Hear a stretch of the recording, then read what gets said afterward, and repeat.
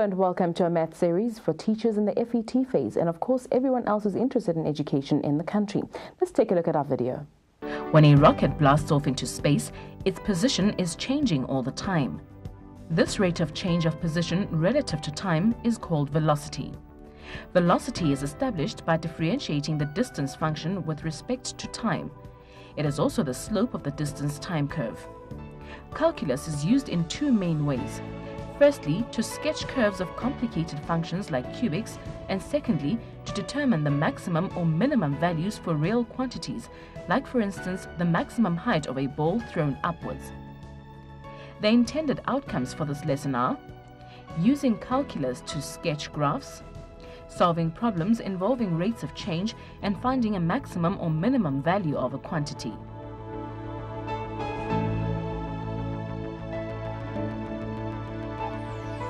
Think up to now, we know what... The first activities are designed to develop the skill of sketching curves using calculus. Calculus tells us about the slope of the curve at different points. Look at activity number 1. In this activity, learners will look at linear, quadratic, and cubic functions. Let's just go through this introduction. Drawing graphs of functions can be made simpler by using the rules of calculus. In other words, calculus can help you to sketch any graph. What other methods did you learn in sketching graphs? We find the y-intercepts and the x-intercepts. Can anyone quickly come and draw the Cartesian plane on the board for us? I always use them to explain to the class. I do like that method, where they go up there in the board and illustrate something. That is also another strategy that I use. The teacher first revises the concept of the Cartesian plane.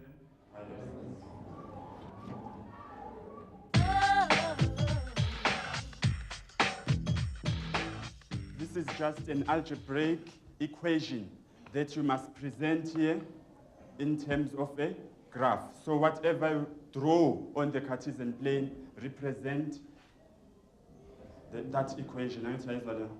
Right. Now, in that equation, we've got a number of variables. We've got m, we've got x. The teacher first defines linear functions and their equation. He gets the learners to define the terms of the equation. I think C is very crucial because it gives us the y-intercepts where the graph is going to pass through the y-axis. Any point on the y-axis is the y-intercept. And any point on the x-axis stands for the x-intercept. Do you understand that? Yes. So what do we know about the point on the y-axis? Let's say I've got A, which represents point A. What information do I know about point A?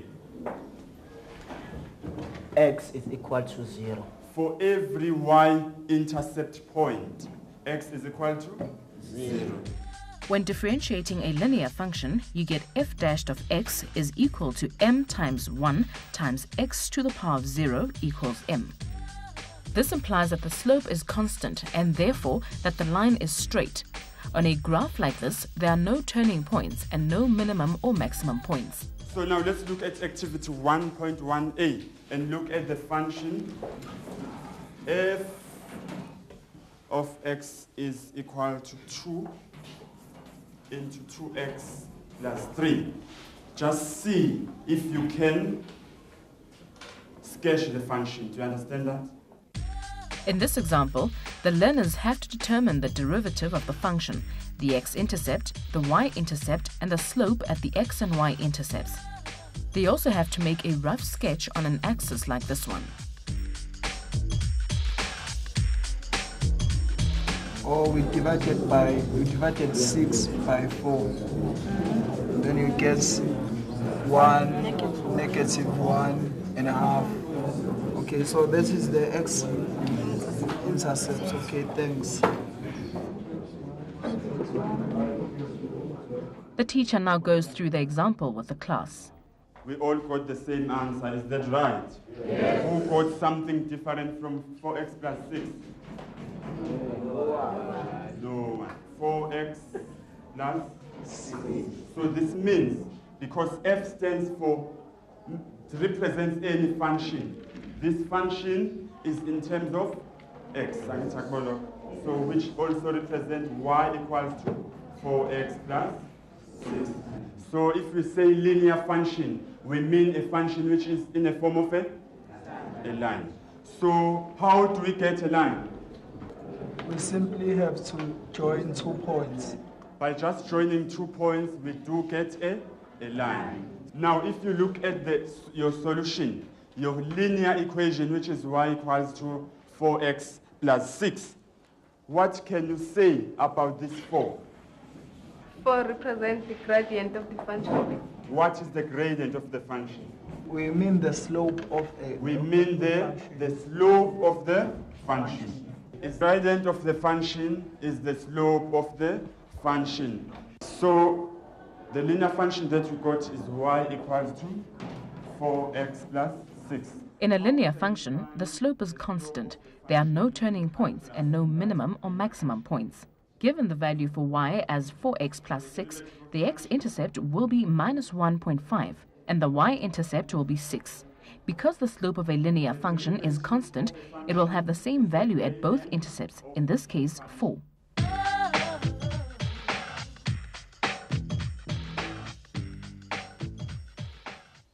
Okay, let's all look at activity 1.2. The slope of a quadratic function can also be found by differentiating the function. This gives the result f dashed of x equals 2ax plus b. The learners are given the quadratic function f of x equals 4x squared plus 12x plus 7 and have to determine the derivative of the function, the x and y coordinates of the turning point, the y-intercept, the slope at the y-intercept, and the point symmetrical to the y-intercept. They also have to make a sketch of the curve. The teacher assists those that are experiencing problems. Let's say you have f of x equals to 2x cubed plus 4x. What will be the slope of this function? It's 6x squared plus 4. 6x plus 4. What do we do with the gradient? Now just do that. Let the gradient be 0 and solve for x here and see what you get. Whole activity down to sketching. Let's summarize this now. So if you look at the shape of that quadratic function up there, how is the shape of the function? It faces up, so it means. The teacher now summarizes quadratic functions and highlights important aspects. How is the nature of A if the graph faces up? Positive. So if the graph faces up, the A is positive.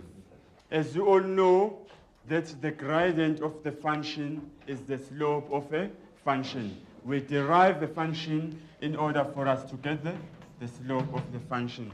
How did you derive this one? The derivative is 2ax plus b. This derivative is the gradient of that function. Do you get that? Now, in our shape there, how many turning points do we have on this shape? We've got 1 turning point. We have 1 turning point. What type of turning point is that one? It's a minimum turning point. It's a minimum turning point. A minimum turning point is when the A value is positive. Do you get that? Yes. Now, if the A value is negative, what type of a turning point is that one? We have a maximum turning point. And the shape of the graph?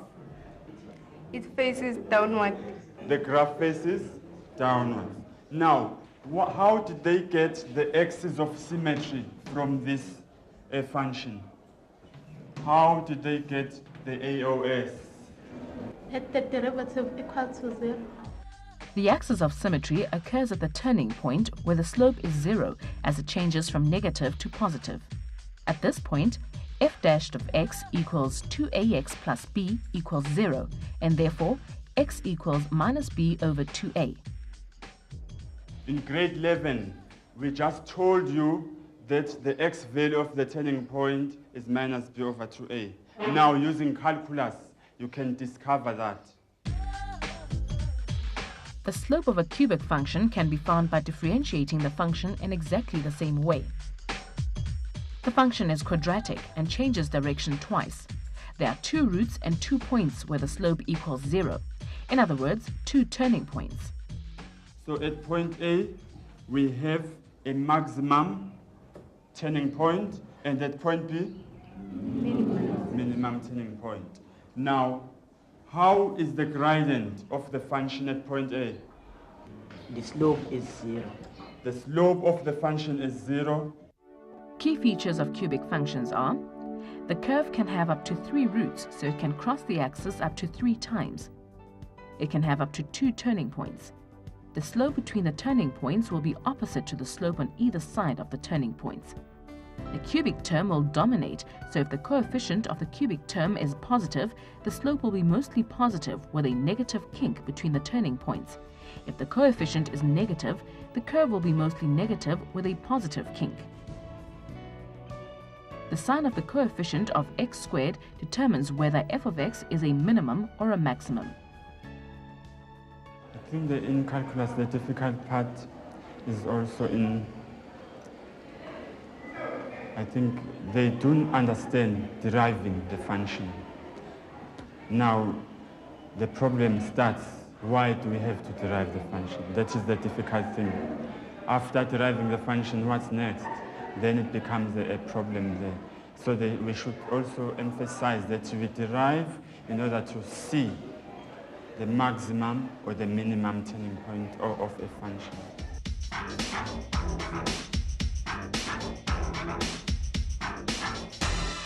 Calculus is widely used to work out minimum and maximum quantities in real-life situations. This activity will show the learners how this is done when a can is designed to hold a specific volume of a drink. The learners are given the following situation. A new cool drink company is offering high-energy drinks for the young market. They plan to sell their product in 3 different quantities: Mini Boost in a 250 milliliter can, Medi Boost in a 500 milliliter can, and Maxi Boost in a 1 liter can. Assuming that the basic design of a can is a cylinder, learners have to determine the radius and the height of each can so that the company will use the minimum quantity or area of aluminium. To solve this problem, the learners will need to differentiate the formula for surface area to determine the radius that gives a minimum area. Equate the differential expressions to 0 and solve for r. They can then find the second derivative of the expression. If it is negative, it will be a minimum turning point. If positive, it will be a maximum turning point. They don't want to spend more, they want to use a list. So that's why they decided to do that. The learners first need to get the formulas ready for differentiation.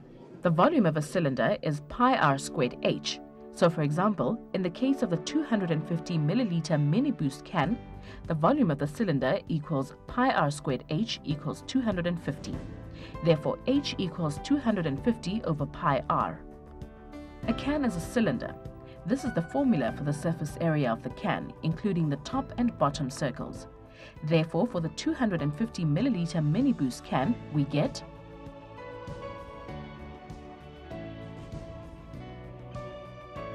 Learners now have to differentiate to find a minimum value for the area of the can. Using the 250 milliliter Mini Boost can as an example again.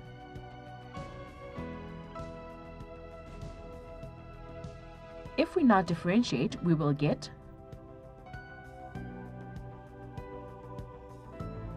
the turning point will be where the derivative is equal to 0. This is the point where the minimum amount of aluminium will be used for a given volume of the can. In the case of Mini Boost, this will be where the radius of the can is 3.41 centimeters and the height is 6.83 centimeters. So now it is just the summary of all this. We use calculus to sketch the function. We use calculus to find the minimum or the maximum. We've seen our video. Now it's time for us to welcome our guests. Today we've got Taska Matlejwane from Pafakgang Secondary School, Catherine Hunter, who's an independent maths consultant, and Smangali Sotwala, who's also an independent maths consultant. Thank you for joining us. The first question, let me start with you, Taska. Do you think it was a useful approach to move learners from linear through to quadratic to cubic functions? Yeah, I would say for connectivity purposes, it's good to go through all the graphs that way. But I still maintain it's much more useful if it's a revision lesson, because it might be too bulky for learners to do at the same time all the functions. But the good part of it is that they see some similarities through from linear right down to or up to quadratic equations. On that score, I would feel this was well handled. And one other thing that which I liked about it is to show actually to say through all those graphs, there's a common outcome that which was broadly put. And that to me, I think it was a driving force to know that at the end of the lesson, learners should be knowing ABC. That was good. Smile, would you agree with what Taska's just said? Yes, I would agree with what he said. I think it was a useful thing to do. Though there wasn't enough written work given to the children, I would actually add that maybe after finishing a particular section or function, that the learners work on that a bit and then see the differences and the similarities, as he puts it. So do linear and do some questions on that, yes, quadratic questions on that, and then move on. Cubic. Yes. Okay, Catherine, would you agree with that? Absolutely. I think that the teacher was assuming quite a lot of knowledge on the part of the learners, and I think he did consolidate it and revise it well as well. But certainly learners would need to be able to compare and contrast those three different kinds of graphs and have adequate practice in being able to see what the characteristics of them are. Because the teacher is assuming that's a very solid information, and it's not always clear. Some learners really do struggle to see what is the difference between them, and what are the maximum and minimum points and so on. But I think that on the whole, the teacher did give a fair, good diagrams, for example, on the board that would have consolidated that knowledge. Talking about the board, what do you think of the teacher's chalk and talk approach? And again, what about the teacher's use of questioning? The chances are that in this particular video we only saw the teacher at the board, and that he in fact did give the learners more practice in between. That's what I suspect, because certainly there is a danger that a teacher can stand and take on the role, do the work for the learners. They must watch, and the teacher can assume that the learners have in fact absorbed the information themselves, understood it, and would be able to do the problems on their own. Of course, no teacher can do that. I would agree with Smangaliso that you need to do it in small bites, give them practice in between, and I think that this teacher probably did do that. The learners did refer to a worksheet that gave them some calculations to do. They had to differentiate different graphs, find the maximum and minimum points, and so on. And the teacher did ask good questions, asked the learners to unpack those equations and say, those functions rather, and say how can we use that information to help us draw the graph? How can we use that information to find the gradients at different points and so on? So I think in general the teacher did use a good questioning approach and set a good example. Okay, Taska? Yeah, I like the way he used the chalkboard, and also because he invited learners also to be part of the lesson in terms of coming forward, excuse me, and using the chalkboard as well. That I think it brings about freedom amongst learners, that the chalkboard is not clearly defined as the teacher's domain, and therefore the chalkboard was properly utilized. And secondly, I would say the usage of questioning was also well done, as particularly when it comes to groups, doing question at group level, so that a small group of people will understand through the questions that which were raised within that. I quite concur with the teacher. He did it very well. Okay. Smangalisa? Yeah, with regards to chalk and talk, I think he was actually quite good with that. Although there were a little bit of some problem. In the beginning, he was actually using the children to come onto the board and do something. I think it's one boy or so. But later on, the children were not coming too much to the board. He was actually using the chalkboard for summarizing things that they have agreed upon as a class. So I would say maybe he's okay when using the chalkboard, but maybe more of learners would also be, it would be also be nicer if they could use that. In terms of questioning, the use of questioning, I like the way he asks questions. Mm-hmm. He does ask questions that actually sort of make the children think, and just not routine questions. Learners are supposed to say why they say things are like that and so on. So I think he's on the right track. And the example of the can, was it a good example, do you think, to show the value of calculus? Yeah, that was a very good example. A can, it's one of the things that learners know a lot about. The cool drinks and so on comes from those cans. And they have actually done this this lesson in a way, the finding of surface areas in the previous classes. And so there's a connection between what they have been doing in the past years and what they are doing now. So this was actually a nice example of, I mean, yeah, a good example for the learners to use. Okay. Catherine? I thought it was a wonderful example. It could have been enhanced by showing us on the video the exact graph that the learners could have constructed were they to look at different sizes of can, for example. And I think that may have, again, left a powerful impression. They were given 3 different sizes of can, and they had to, in a way, correlate because they had to see how much aluminium, what was the minimum amount of aluminium that would be used to construct the can to a certain volume. And it would have been interesting for learners to actually demonstrate on a graph how the volume increases with the amount of aluminium or whatever, just to explore that relationship more clearly and relate it to differentiation more boldly. As it was, they did it in a fairly cold way, so I think that much as it was a very good example, it wasn't taken maximum advantage of in this particular case. A lot can be done with it, a lot more. Okay. Yeah, I quite concur with that. I think it was not maximally used, that opportunity of a can. Like, for instance, if you could have stuck to maybe one little example, maybe of 500 mils, and to start to explore the relationship favorably broadly, where they'll draw and come up with different measurements and see the same amount of material but given different volumes, that would be more exciting. Okay, any other comments? Yeah, I would say sometimes I'm bothered by the way we say things as educators. The language sometimes can put some children off. Like, for instance, in the examples as we are going through them, starting from linear to quadratic, showing the minimum and the maximum. And there was a tendency of going to the cube, where you have the minimum and the maximum, whereas that is the local minimum and the local maximum. And the minute you stop saying the local minima and the local maxima, learners tend to think that it's one and the same thing. And also the elaboration of saying, why is it the local minimum? Why is it the local maximum?